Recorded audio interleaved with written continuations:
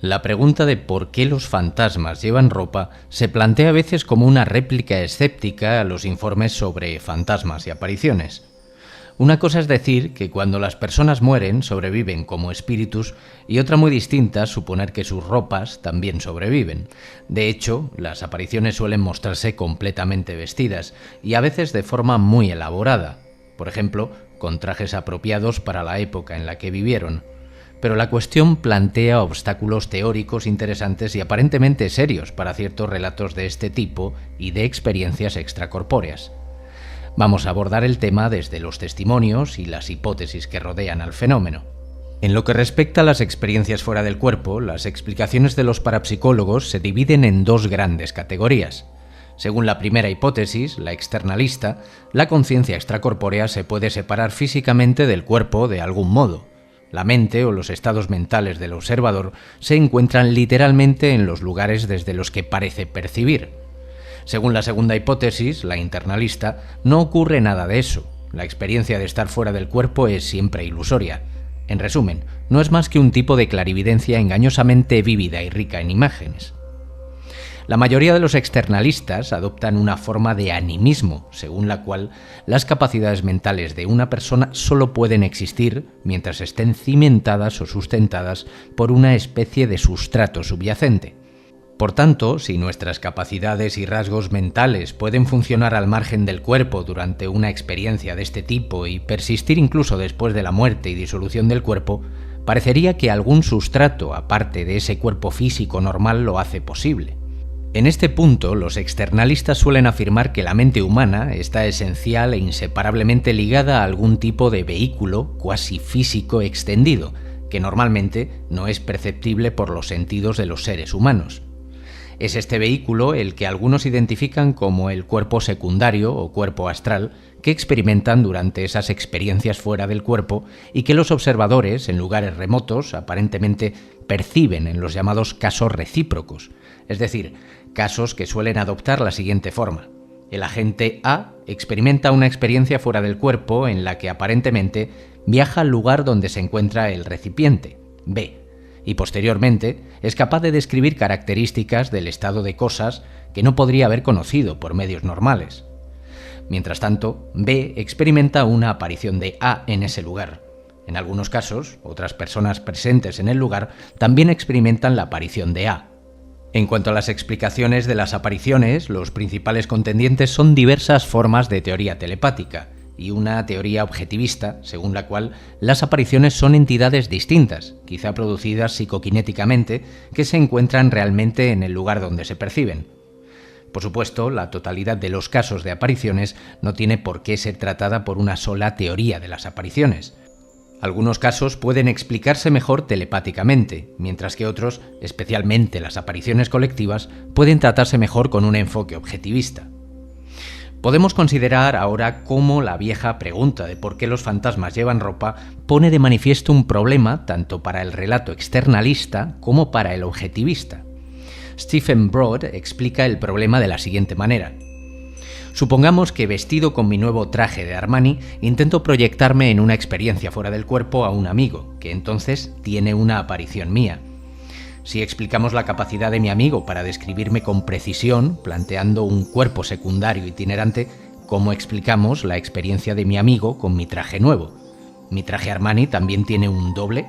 Pareciera absurdo pensarlo, pero si podemos y de hecho debemos explicar la aparición de mi traje Armani sin apelar a un traje secundario o astral, parece mucho menos convincente explicar la aparición de mí en términos de una parte separable de la conciencia o de cuerpo secundario. El siguiente caso ilustra bien la cuestión.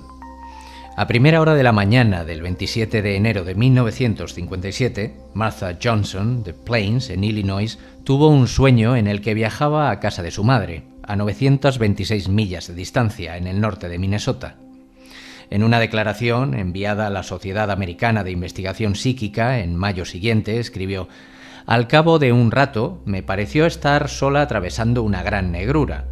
Entonces, de repente, muy por debajo de mí, como si estuviera a una gran altura, pude ver un pequeño oasis de luz brillante en el vasto mar de la oscuridad. Empecé a inclinarme hacia él, pues sabía que era la casa de los maestros, una pequeña casa junto a la escuela, donde vive mi madre.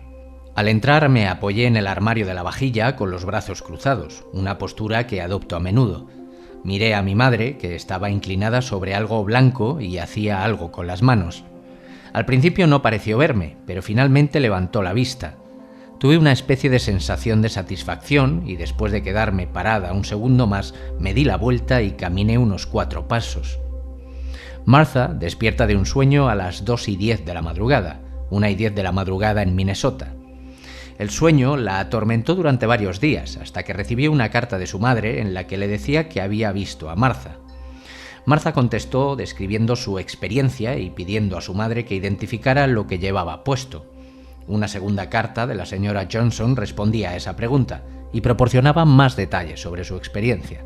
En la primera de sus 2 cartas, fechada el 29 de enero, la madre de Martha escribió: «¿Sabías que estuviste aquí unos segundos? Creo que fue el sábado por la noche. Serían las 2:10. Levanté la vista y allí estabas, junto al armario, sonriéndome. Empecé a hablar y ya no estabas. Olvidé por un momento dónde estaba. Creo que los perros también te vieron. Se pusieron muy locos y quisieron salir, como si pensaran que estabas junto a la puerta». La segunda carta de la señora Johnson fue escrita el 7 de febrero de 1957 y escribió: «Estaba inclinada sobre la tabla de planchar intentando planchar una costura. Tú estabas de espaldas al armario, la parte delantera, entre la mesa y la estantería, sentada en el borde de la parte inferior del armario. Miré a los perros y solo te miraban a ti. Estoy segura de que te vieron más tiempo que yo. Me giré para entrar en el dormitorio y entonces debiste de empezar a salir por la puerta. Fue entonces cuando los perros se volvieron locos. Llevabas el pelo bien peinado, recogido en una coleta con un bonito rulo delante. Tu blusa era limpia y ligera, parecía casi blanca. Tú parecías muy sólida, como si fuera en la vida misma. No te vi del busto hacia abajo, que yo recuerde». Martha confirmó por correspondencia que efectivamente durante su visita había experimentado el peinado y la vestimenta tal y como los describía su madre. Debe de quedar claro por qué este caso plantea un problema tanto para una explicación externalista de las experiencias fuera del cuerpo como para una explicación objetivista de la aparición recíproca. La ropa y el peinado de la figura de la aparición no eran los de la Martha dormida. Correspondían en cambio a la forma en que Martha se experimentaba a sí misma durante su experiencia.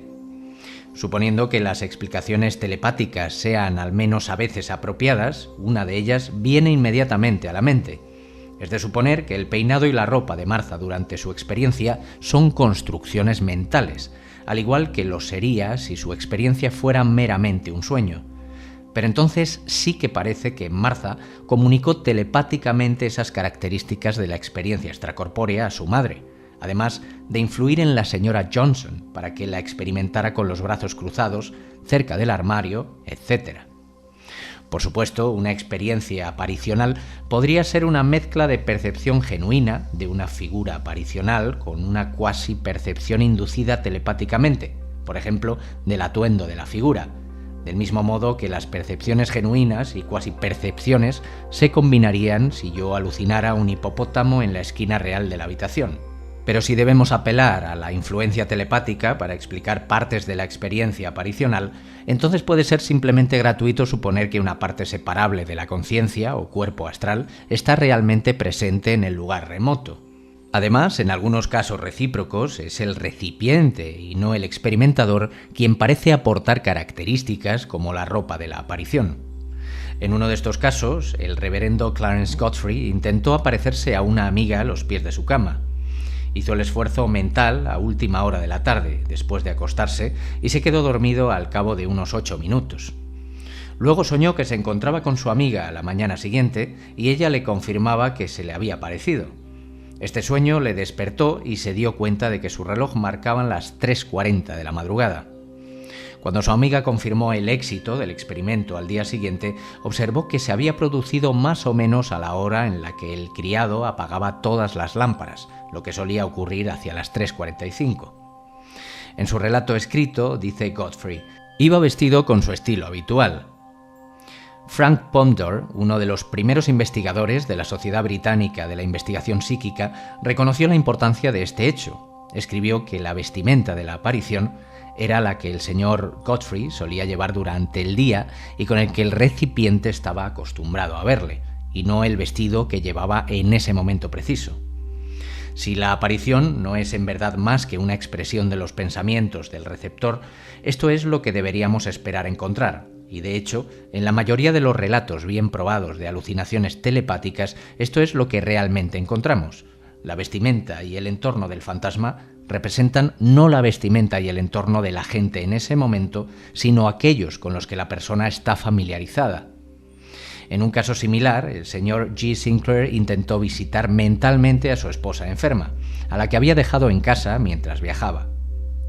En el momento del intento, Sinclair estaba desnudo y sentado en el borde de su cama. La señora Sinclair escribió más tarde: «Le vi tan claramente como si hubiera estado allí en persona. No le vi con su ropa de dormir, sino con un traje que colgaba en el armario de la casa». Dado que la ropa de la aparición en estos casos parece provenir de la mente del receptor, los casos apoyan claramente la opinión de que la aparición en sí es también, como dice Podmore, una expresión de los pensamientos del receptor, y no un cuerpo astral percibido normalmente o una entidad objetiva localizada. Antes de abandonar este tema deberíamos considerar otra cuestión. Si la vestimenta de una aparición se construye subjetivamente en respuesta a la influencia telepática, entonces, ¿qué, según los externalistas o objetivistas, percibirían los observadores si la telepatía no tuviera éxito? O, como se señala a menudo, se aplazara a un momento posterior. Si los externalistas quieren decir que solo se percibe realmente el cuerpo secundario, ¿debemos suponer que este cuerpo está desnudo y que la ropa se suministra telepáticamente? ¿Qué ocurriría desde ese punto de vista si la telepatía no tuviera éxito? ¿Habría en esos casos percepciones de cuerpos secundarios desnudos? De hecho, si los externalistas sostienen que nuestros cuerpos secundarios salen al mundo desnudos, cabría esperar al menos algunos informes de apariciones de ese tipo. Dados los caprichos de la percepción extrasensorial y de la percepción periférica, cabría esperar que la percepción genuina de cuerpos secundarios desnudos se produjera con mayor fiabilidad que las cuasi percepciones asociadas de su vestimenta. Pero la extensa literatura sobre apariciones casi no contiene informes de figuras humanas sin ropa. Según Irwin, en la extensa colección de casos de Krukol, solo aparecen 4 casos de este tipo, y en algunos de esos el cuerpo astral se vistió rápidamente. En este punto, los externalistas de las experiencias fuera del cuerpo podrían argumentar que el cuerpo secundario de uno tiene cierto grado de maleabilidad, de modo que puede alterar su edad, tamaño y otras características, como si tiene o no barba o pelo largo. Así que quizás esta maleabilidad pueda extenderse también a la simulación de la ropa. Sin embargo, algunos casos hacen que esta estrategia externalista parezca especialmente increíble. Consideremos el siguiente ejemplo, en el que 2 personas acordaron experimentar con la producción de apariciones de experiencias fuera del cuerpo. Los hechos son los siguientes. Dice Jacob: «Al día siguiente de nuestra decisión llevé a mi hija en coche a su trabajo. Eran las 6 de la tarde. Entonces me transporté astralmente a su casa y la encontré sentada en el sofá leyendo algo. Le hice notar mi presencia llamándola por su nombre y haciéndole ver que conducía mi coche. Levantó la vista y me vio. Después la dejé y volví al coche que había estado conduciendo todo el tiempo sin ninguna conciencia especial de ello». Eva, por su parte, dice: «Estaba sentada sola en la habitación, en un sillón. De repente vi a Jacob sentado delante de mí en el coche. Vi casi la mitad del coche como si estuviera en él. Estaba sentado al volante, solo vi la parte superior de su cuerpo. También vi el reloj del coche, creo que faltaban un par de minutos para las 6. El coche no se dirigía hacia nuestra casa, sino en otra dirección». Bien, después de estos hechos, presumiblemente plantear la existencia de un coche duplicado es aún menos plausible que plantear la existencia de ropa duplicada. Y como señala Alan Gold, incluso si el externalista consigue explicar cómo un cuerpo secundario podría transformar sus partes externas en semblanzas de ropa, parece excesivo suponer que nuestros cuerpos sutiles también podrían transformarse en medio coche con un reloj que muestre la hora correcta. Una explicación telepática es obviamente más convincente en este caso, y eso parece debilitar considerablemente el recurso externalista a los cuerpos secundarios en otros casos recíprocos. Como conclusión, podemos remarcar 2 puntos principales. El primero es que, a pesar de la manifestación de vestimentas en base a expectativas, podemos observar cómo aquel que efectúa la experiencia extracorpórea es capaz de percibir adecuadamente lo que sucede en la realidad, por lo que la consciencia sí parece desplazarse o proyectarse. El segundo punto es que la mente parece ser esencial tanto para proyectar atributos falsos como para trasladar información visual real, lo que denota igualmente que la consciencia se relaciona no únicamente desde dentro del cuerpo, sino también desde fuera de él, cambiando su interacción con el entorno y sus límites asociados a las reglas físicas del desplazamiento.